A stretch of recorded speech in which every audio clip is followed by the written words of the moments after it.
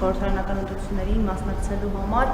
եւ վերջին օրերին նույն ուժը տարբեր աղբյուրներով հայտնում է, որ որպես կուսակցություն հրահանգված է, որ չգրանցվի մեր ձևով, քանի որ դուք վախենում եք Սամվել Կարապետյանից, այնքան եք վախենում, քանի որ կան մոնիթորինգներ, ըստ որի Սամվել Կարապետյանն ու մեր ձևով այս պահին ավելի շատ հավակնություն ունի հաղթելու, քան դուք։ Արդյոք վախենում եք Սամվել Կարապետյանից եւ նման հրահանգի ցածված էթերով։ Գիտեք, ես այդ կարգի հայտարարությունները մեկնաբանելու կարիք չեմ տեսնում։ Հայաստանի Հանրապետությունում կան իրավական ընթացակարգերով է պետք առաջնորդվել։ Հիմա եթե ինչ-որ մեկը ուզում է իրեն ներշնչել, որ ես ինչ-որ մեկից վախենում եմ, դա իր խնդիրն է։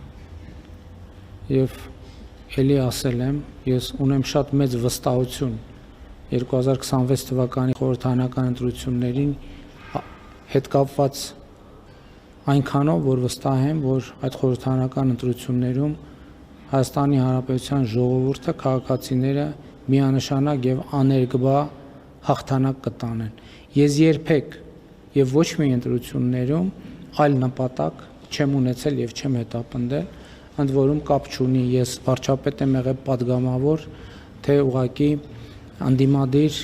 քաղաքական գործունեություն ծավալող անձ։ Այդ սկզբունքը շարունակելու է գոյություն ունենալ եւ ես համոզված եմ, որ 2026 թվականի խորհրդարանական հերթական ընտրությունների արդյունքներով Հայաստանի Հանրապետության ժողովուրդը ջախջախիչ հաղթանակ կտանի։